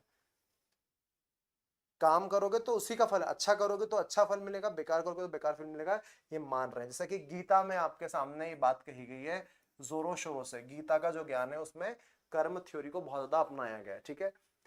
जैन धर्म के अंदर भी त्रिरत्न हैं, तीन बातें हैं, तीन दर्शन हैं। क्या क्या? सम्यक दर्शन, सम्यक ज्ञान और सम्यक आचरण। अच्छा दर्शन हो, उचित दर्शन हो, अच्छा ज्ञान हो और इसी के हिसाब से अच्छा आचरण हो, एक्शन हो, ये तीनों चीज यहाँ पर देखने मिल रही है, ठीक है। और ये तीनों कब प्राप्त होंगी? जब आप 5 महाव्रत को पालन करोगे। 5 कौन कौन से? पहले 4 पार्श्वनाथ जी ने दिए थे ना, अहिंसा, सत्य, अस्तेय, अपरिग्रह। और जो महावीर स्वामी जी थे, 24वें तीर्थंकर महावीर स्वामी जी, 24th तीर्थंकर, इन्होंने ब्रह्मचर्य को भी इसमें ऐड कर दिया कि ब्रह्मचर्य का पालन करना अनिवार्य है। इन्हीं को बोलते हैं 5 महाव्रत जो जैन धर्म के माने जाते हैं। क्लैरिटी इस जगह पे? जैन धर्म का जो कोर फिलोसफी है थोड़ा समझ लेते हैं। कोर फिलोसफी समझा देता हूं मैं आपको, तो क्लैरिटी बन जाएगी, थोड़ी समझ में आ जाएगी कोर फिलोसफी क्या है। जैन धर्म के अंदर में एक सिद्धांत है, इसको सप्तभंगिनय कहा जाता है। सप्तभंगिनय, 7 बातें, इसी को स्यादवाद कहा जाता है। और इसी के संदर्भ में एक शब्द जो होता है अनेकांतवाद। क्या मतलब है थोड़ा समझना। जैसे कि एक एग्जाम्पल से आपको समझाता हूँ, बड़ा शानदार है कि धर्म को लेकर बड़े विवाद होते रहते हैं, लड़ाई होती है। हमारा धर्म महान है, हमारे ईश्वर महान है, ये तुम्हारा ये है, तुम्हारा वो कम है, तो दुनिया में चलते रहता है। तो जैन धर्म की बातें कर लो तो एक एग्जाम्पल से बताऊं कि 4 अंधे लोग हैं जिसको कुछ दिखाई नहीं देता, और उन्हें बोला जाए कि भैया एक हाथी है। क्या है भैया? एक बड़ा सा हाथी है। अब हाथी का चित्र थोड़ा सा, अब हाथी का चित्र ऐसा कुछ बना देता हूं मैं। अब एक हाथी है, अब 4 लोग क्या है? अंधे हैं। और अंधों को क्या करा गया कि अलग अलग जगह पर छोड़ा गया और पूछा गया कि भैया बताओ हाथी कैसा है, हाथी का आकार कैसा है। अंधे दिख तो कुछ नहीं पा रहा, तो जिसने सूंड को पकड़ा होगा तो वो बोलेगा यार हाथी कुछ ऐसा सूंड के आकार का है। किसी ने पैर पकड़े तो बोल रहा है पैर के आकार का है। किसी ने केवल और केवल पूंछ पकड़ी तो बोल रहा है पूंछ के आकार का है। किसी ने कोई ऊपर बैठ गया तो बोल रहा है इस प्रकार के आकार का है। कायदे से वो 4 जिनके पास आईज नहीं है, आंख नहीं है, वो गलत नहीं बोल रहे, परंतु वो सही भी नहीं बोल रहे, पूरा सच नहीं बोल रहे। जो बोल रहे हैं वो हाथी नहीं, हाथी का एक भाग है। अब इसी कॉन्सेप्ट को तुम ईश्वर के ऊपर अप्लाई कर दो। दुनिया के जितने भी लोग हैं सब अपने अपने ईश्वर को अपने अपने धर्म के अनुसार अलग अलग उत्तर क्यों होते हैं? क्योंकि ईश्वर एक बहुत बड़ी सत्ता है। सब अपनी समझ के हिसाब से कोई ना कोई क्या पकड़ लेते हैं, अंग पकड़ लेते हैं और कहते हैं कि हमारा ईश्वर ऐसा है, हमारा धर्म ऐसा है। वास्तव में सारी की सारी कहानी एक ही हाथी की है, एक ही ईश्वर की है। सब वहीं से सर्कुलेट हो रहा है, सब वहीं से संचालन हो रहा है। तुम समझ नहीं पा रहे हो कि तुम्हारी आंखों पे पट्टी लगी हुई है केवल तुम्हारे सीमितता की। इसको खोल लोगे तो सब समझ आएगा। और जिस दिन तुम्हें ये कॉन्सेप्ट समझ आएगा, ये जो हो रहा है ना आतंकवाद, आतंकवाद क्या कि सब काफिर हैं, हमारे अलावा सब काफिर हैं, उनको पढ़ा दो ये कॉन्सेप्ट, बस सारी की सारी उलझन दूर हो जाएंगी। उनको ये पता चल जाएगा कि दुनिया में भैया एक ही ईश्वर है, वही ईश्वर ने दुनिया में सबको बनाया, तो फिर कौन काफिर, कौन क्या, कौन अलग, सब समान ही है। तो फिर कट्टरता रह नहीं जाएगी, फिर लड़ाई नहीं होगी, फिर प्रेम का जन्म होगा। तो यह स्यादवाद शायद हो भी सकता है, शायद नहीं भी हो सकता है, शायद ये शायद वो। अनेकांतवाद, एक चीज सच नहीं है, सब सही सच हो सकती हैं। इसी को सप्तभंगीनय स्यादवाद अनेकांतवाद के रूप में जाना जा रहा है। और मेरे को जैन धर्म की सबसे शानदार फिलॉसफी यही लगती है, कुछ भी चीज सही हो सकती है। हमें मेन बात है कि दुनिया के बारे में पूरा पता ही नहीं है। अगर कोई व्यक्ति मेरे सामने आकर ये बोलता है कि ईश्वर नहीं है, तो भी वो मेरे सामने मूर्ख ही है। क्यों? क्योंकि वो बड़े दावा से कह रहा है कि ईश्वर नहीं है। क्या उसने इस पूरे ब्रह्मांड को देखा? ब्रह्मांड में करोड़ों गैलेक्सियां हैं, करोड़ों सूर्य हैं, करोड़ों ग्रह हैं। तुमने जरा सा सोलर सिस्टम देख लिया, उसके बाहर की चीज देख ली तुमने, और पूरी यूनिवर्स की थ्योरी पर लगा दिया कि ईश्वर नहीं है। हो सकता है, जब तक तुम्हें 100% चीजों का ज्ञान नहीं होगा तुम कैसे कोई स्टेटमेंट दे सकते हो? और ऐसे ही कोई ये बोले कि नहीं नहीं है, मुझे पता है, मुझे पता है, तो वो भी फिर बुद्धू ही बना रहा है। रहीम जी का वो है ना कि जिसको पता चल जाता है फिर वो बोलता नहीं है, जिसको ईश्वर का साक्षात्कार हो गया फिर वो बोल के नहीं बताया कि मैंने देखा है, मैंने देखा है। तो कहानी है कि सच क्या है वो कुछ भी हो सकता है, ठीक है। अब आते हैं अपन थोड़े से स्पेसिफिक चीजों के अंदर में कि जैन धर्म का भी विभाजन हुआ जैसे कि बौद्ध धर्म का। अब जल्दी से मैसेज करके बताओ कि क्या बौद्ध धर्म का विभाजन हुआ था और किन रूपों में हुआ था। आप सभी को बताया था मैंने, चतुर्थ बौद्ध संगीति में हीनयान और महायान शाखा विभाजित हो रही है। कौन कौन सी? हीनयान और महायान शाखा विभाजित हो रही है। और समय है भैया 300 ईसा पूर्व, जैन धर्म का विभाजन का भी मामला स्टार्ट हो रहा है 300 ईसा पूर्व। ठीक है, चंद्रगुप्त के आसपास का मामला चल रहा है और बड़ा भीषण अकाल पड़ता है, 12 वर्षों का भीषण अकाल पड़ता है। अकाल मतलब बारिश नहीं हो रही है, खेती नहीं हो पा रही है, समाज प्रजा हाहाकार मचा रही है इस प्रकार से। तो इसमें से दो सेक्ट निकल के आए। एक व्यक्ति था भद्रबाहु, इसने कहा भैया यहाँ पर मगध वाले क्षेत्र में अगर अकाल पड़ा है तो अपन यहाँ से कुछ ट्रैवल करके नई जगह पर जाते हैं। और कहाँ गए? दक्षिण की तरफ गए। दक्षिण में एक जगह है कर्नाटक, और कर्नाटक में जा रहे हैं और जो कर्नाटक चले गए उन्हीं के माध्यम से एक शब्द निकल के आ रहा है, उनको फिर कहा जा रहा है दिगंबर। कपड़े नहीं पहनते, मतलब आसमान को ही अपने वस्त्र मानते, इनको बोलते हैं दिगंबर, जो वस्त्र नहीं पहनते। परंतु जो रह गए यहीं पर ही स्थूलभद्र, इन्होंने कहा हम तो मगध में ही रुकेंगे भैया, हम नहीं जा रहे। और ये श्वेत सफेद वस्त्र धारण करते हैं जिनको कहा जाता है श्वेतंबर। तो आपने भी जैन धर्म के दो अलग अलग को देखा होगा, एक जो वस्त्र पहनते हैं श्वेतांबर श्वेत वस्त्र वाले, और जो नहीं पहनते वो कहते हैं दिगंबर। तो एक भद्रबाहु के संदर्भ में थे और एक स्थूल भद्र के संदर्भ में थे। क्लैरिटी इस जगह पे। आगे अगर देखें तो क्या जैन धर्म को भी कई राजाओं ने संरक्षण दिया?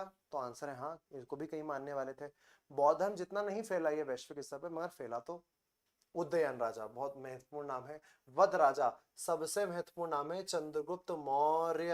अंतिम समय पर चंद्रगुप्त मौर्य ने जैन धर्म को ही अपना लिया था। इवन साउथ में चले गया, ये कर्नाटक में संथारा प्रथा, संलेखना प्रथा करके अपना जीवन त्यागा था इन्होंने, चंद्रगुप्त मौर्य। इवन करिंग जो राजा थे, वॉर खारवेल, हाथी गुम्फा पेले का नाम आपने सुना होगा, किसके साथ में? जैन धर्म के साथ में संबंधित है। कई सारे राष्ट्रकूट राजा, क्योंकि राष्ट्रकूट राजा के बारे में इसलिए क्योंकि राष्ट्रकूट राजाओं के समय पर अजंता एलोरा का नाम सुना होगा ना, तो एलोरा की कई सारी केव्स बनी है, गुफाएं बनी है। इन गुफाओं में कई जगह पर जैन धर्म की भी मूर्तियां या उनके बातों में चीजों को शामिल किया गया है। तो राष्ट्रकूट राजा में अमोघ वर्ष बड़े फेमस थे। जब आप जाते हो खजुराहो के आसपास में, तो चंदेल शासकों ने उन जगहों पर भी जैन धर्म के कई सारे महत्वपूर्ण क्षेत्रों को बनाया गया है। तो वहां पर भी जैन धर्म का बड़ा अच्छा खासा प्रचार प्रसार हुआ। तो कई सारे लोग मानने वाले थे जैन धर्म को भी। ठीक है, अगर हम बात करें साउथ की, तो मैसूर जिस जगह पे गंग वंश का जो मंत्री था चामुंड, उसके प्रोत्साहन से कर्नाटक की जगह है उसका नाम था श्रवण बेलगोला। ऐसा माना जाता है कि वो चंद्रगुप्त मौर्य इसी जगह पर गया था, श्रवण बेलगोला में। और संलेखना पद्धति संथारा के रूप में भी इसको कहीं कहीं जाना जाता है। संलेखना मतलब खाना वाना व्यक्ति त्याग देता है, खाना वाना सब कुछ त्याग देता है, और ऐसे करते करते शरीर क्षीण होता जाता है और फिर मृत्यु जाती है। और बोलते हैं फिर विदेह मुक्ति, मतलब मुक्ति हो गई, फिर विदेह मुक्ति हो गई, शरीर से ऊपर पहुंच गए, केवल्य से भी ऊपर पहुंच गए, महापरिनिर्वाण हो गया, मोक्ष मिल गया। मोक्ष शब्द अच्छा होगा। तो 10वीं शताब्दी के आसपास में यहाँ पर एक बहुत बड़ी प्रतिमा बनाई जाती है जिसका नाम है बाहुबली की प्रतिमा, चामुंड के प्रोत्साहन से। कहां पर? मैसूर का जो गंग वंश के अंदर में मंत्री था। क्या कहते हैं इनको? गोमतेश्वर की मूर्ति कहा जाता है। जरा आपने देखा भी होगा कई जगह पर ऐसे कभी कभी अभिषेक भी होता है, ऊपर से अपन दूध डालते हैं, नमस्कार कर लो, प्रणाम कर लो। गोमतेश्वर की मूर्ति कहते हैं विशाल बाहुबली। ठीक है। और मौर्य उत्तर काल में, मतलब मौर्य साम्राज्य का पतन हो गया, तो जो मथुरा था वो मथुरा भी जैन धर्म का बड़ा प्रसिद्ध केंद्र हो गया, ऐसा माना जाता है। तो जैन धर्म भी ऐसा फैला उस समय पर, ऐसा नहीं कि नहीं फैला। ठीक है। खजुराहो में जब आप जाओगे, मैंने अभी हाल कहा, खजुराहो में कई सारे जैन मंदिर हैं जिनका निर्माण किसने करा? चंदेल शासकों ने करा। जैन धर्म जो तीर्थंकर थे, 24 तीर्थंकर की, इनकी जीवनी लिखी है। किसने लिखी है भैया? भद्रबाहु ने। और भद्रबाहु ने कहां पर लिखी? कल्पसूत्र ने। अब क्वेश्चन कैसा आता है? क्वेश्चन कैसा आता है, ध्यान सुनना। निम्नलिखित में से कल्पसूत्र साहित्य का संबंध किस धर्म के साथ में है? या तो कल्पसूत्र किसने लिखा, तो आप है ना बड़ा कंफ्यूजन हो जाओगे। भगवती सूत्र, कल्पसूत्र, फिर अभी था सुत्त पिटक, अभिधम पिटक, तो कंफ्यूजन होता है बौद्ध धर्म और जैन धर्म में ही। तो याद रखना भद्रबाहु ने लिखा है। जो भद्रबाहु याद आ रहा होगा, जो साउथ में चले गए थे, अकाल पड़ने पर, जो फिर उसके बाद में दिगंबर की जिनकी स्टार्टिंग होती है क्लैरिटी इस वाली जगह पर। तो ये कहानी आपको देखने मिलती है। और लास्ट बात, मल्ल राजा जो सस्तीपाल थे, इन्होंने महावीर स्वामी जी को के समय पर इनको ही मतलब सारी कहानी उन्हीं के राजप्रसाद में, उन्हीं के महल में वो मोक्ष मिल रहा था, ऐसा बताया गया है अंतिम समय का जो मामला था। ठीक है, जैसे सर बौद्ध संगीति थी, क्या वैसे ही जैन संगीतों का आयोजन भी हुआ परंतु कम मात्रा में, क्योंकि मैंने क्या बोला, ज्यादा मोरन प्रभाव या प्रसार किसका था उस समय पर, बौद्ध धर्म का था। ठीक है, तो इसका भी हो रहा है। दो संगतियां आपको देखने मिल रही हैं। किस समय पर प्रथम संगति का आयोजन होता है? 300 ईसा पूर्व में, बीसी के आसपास में ना, 300 बीसी में। जगह का नाम क्या है? पाटलिपुत्र, वही पटना बिहार वाली जगह। ठीक है, अब सोच के देखो, बिहार नॉलेज का मेन केंद्र रहा है, राजतंत्र का भी मेन केंद्र रहा है, प्रशासन का भी मेन केंद्र रहा है, और उसके बाद में ज्ञान का भी मेन केंद्र रहा है। परंतु समय परिवर्तनशील है। अगर आपने चीजों को ध्यान नहीं रखा, उसी ज्ञान को, उसी प्रशासन को नहीं करा, तो उसकी बेकार स्थिति हो सकती है। और अच्छे से करा, उसको सीख लिया, तो बहुत बेहतर स्थिति में पहुंच सकता है कोई भी स्टेट। इसलिए कोई भी स्टेट अच्छा या बेकार नहीं होता, वहां पर जो प्रशासन क्रियान्वयन कर रही नीतियां हैं, या वो जो इकाइयां हैं, जो तंत्र है, वो अच्छा या बेकार होता है। सुधार समय भी संभव है। ठीक है, स्थूलबद्ध पहले वाले में कौन थे? स्थूलबद्ध जो श्वेतांबर वाले थे, अध्यक्ष माने गए। जो द्वितीय बौद्ध संगति थी, ये कब हो रही है? 6वीं शताब्दी में। ये ईसा पूर्व है, मतलब बीसी। ये कहां पर हो रही है? एडी के आसपास में।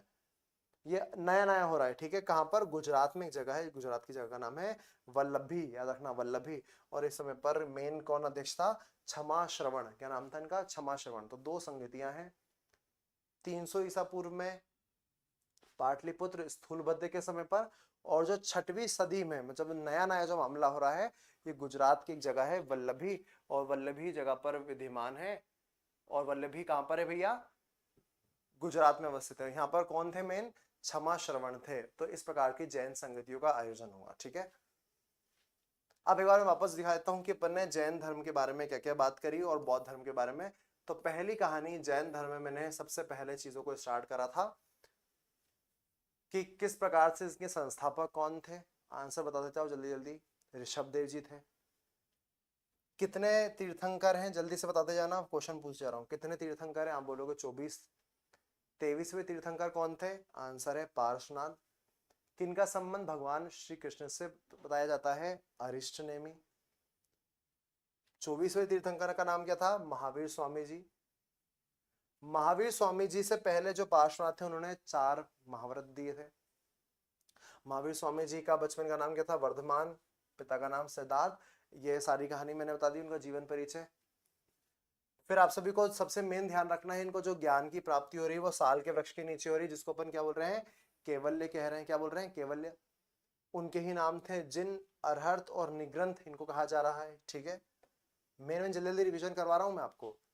कई सारे उपदेश दे रहे हैं। जामिल को इन्होंने पहला अपना क्या बनाया? जो दामाद थे, इनको पहला अपना अनुयायी बना लिया। और पावापुरी में क्या हो रही है? मृत्यु हो रही है। जब आप इनके दर्शन की बात करते हो तो ईश्वर को नहीं मानते हैं, परंतु आत्मा को मानते हैं, कर्म को मानते हैं। और ये 3 रत्नों की बात वहां पर की जा रही है। ठीक है, फिर बात क्या आ रही थी भैया? फिर बात आ रही थी कि ये जो सप्तविहंगी स्यादवाद सिद्धांत है, मतलब इस, अगर मैं ये बोलूं, बताओ भैया कि इस रूम में पंखा है नहीं, अब मेरे को पता नहीं है, मैं बोल रहा हूँ ना, कुछ भी चीज पता नहीं है, तुक्केबाजी चल रही है, तो शायद हो सकता है, शायद नहीं हो सकता है, शायद हो भी सकता है, नहीं भी हो सकता है। ऐसा करके कई सारे 7 तरीके हो सकते हैं, उसको सप्तभंगी नहीं कहा गया, जो बहुत शानदार फिलोसफी है। और फिर इनका 2 भागों में बंटवारा होता है, जिसको अपन क्या बोलते हैं भैया? श्वेतांबर और दिगंबर जैन के रूप में जाना जाता है। ठीक है, जैन धर्म को जैसे ही बताइए समझ लिया, तो मैंने फिर कई सारे राजाओं के बारे में बताया जो जैन धर्म के साथ में समर्थक थे, जिनमें सबसे मेन कौन था? चंद्रगुप्त मौर्य, याद रखिएगा। फिर एक बार मैं जल्दी से उनका भी रिवीजन करवा देता हूँ। किनका भैया? अपने महात्मा बुद्ध जी का बौद्ध धर्म के बारे में बताया। कहाँ पर इनका जन्म हुआ था? एशिया पुंज क्यों कहते हैं? नाम क्या था? सिद्धार्थ था इनका, पिताजी का नाम नहीं, पिताजी का नाम शुद्धोधन था। फिर बाद के समय पर क्या हो रहा है? इनका मन हुआ ज्ञान प्राप्त करने का, तो अपनी पत्नी यशोधरा पुत्र को छोड़कर ज्ञान चले गए, ज्ञान को ग्रहण करने चले गए। चन्ना नाम का क्या था भैया? ये सारथी, और कंटक नाम का घोड़े थे। और 4 चीजें दिख रही हैं और फिर ऐसे ही इनको नॉलेज की प्राप्ति हो रही धीरे धीरे। ग्रह त्याग को क्या कहा गया था? महाभिनिष्क्रमण। तुम्हें जो मेन चीजें जानने की, सारा दर्शन तो तुमको याद रहेगा, एक बार ये चीज थोड़ा और देख लो, यहाँ से एक प्रश्न बन सकता है। 4 बौद्ध संज्ञत्तियां थी। पहला था प्रथम 483 ईसा पूर्व, राजग्रह महाकश्यप अजातशत्रु। दूसरे में 383 में वैशाली सभाकामी कालाशोक। तृतीयक 255 बीसी में पाटलिपुत्र मोगली प्रतिष्य और अशोक। फिर आ रहा है चतुर्थ भोग संगति का पर प्रथम ईसा पूर्व कुंडलवन वसुमित्र अश्वघोष, नाम याद रखना, कनिष्क के समय पर। ठीक है, तो सुत बिटक धम बिटक अभिधम बिटक, इस सबका संबंध किसके साथ बना? ईश्वरी साथ था। तो आज की कहानी में इतिहास को बहुत ज्यादा डेप्थ में समझाया, पन्ने खोल दिए। मतलब आपको बस एक बार सुनना है इस 1-1.5 घंटे की वीडियो को और मेरे साथ में जुड़े रहना है। जय बैरागी, मेरे को लव बैरागी के नाम से भी जानते हैं। तो मैं आपको ज्योग्राफी और इतिहास के इन सभी महत्वपूर्ण कठिन कॉन्सेप्ट को आसान भाषा में समझाऊंगा। एक ही क्लास में सारी कॉन्सेप्ट क्लियर हो जाते हैं। तो जुड़े रहें हमारे इस चैनल के साथ में, हमारे पेज के साथ में। और मैं आशा करता हूँ आप सभी लोगों का सिलेक्शन जरूर होगा, पर मेहनत करना आपका अनिवार्य धर्म है। याद रखो जो मैंने आज कहानी बताई कि कंफर्टेबल जोन अगर छोड़ोगे तभी तुम बुद्ध बन पाओगे, तभी तुम भगवान राम बन पाओगे। कंफर्टेबल जीवन से तो कुछ किसी का भला नहीं हुआ। तो आज की सभा करते हैं समाप्त। नमस्कार, जय हिंद, जय भारत।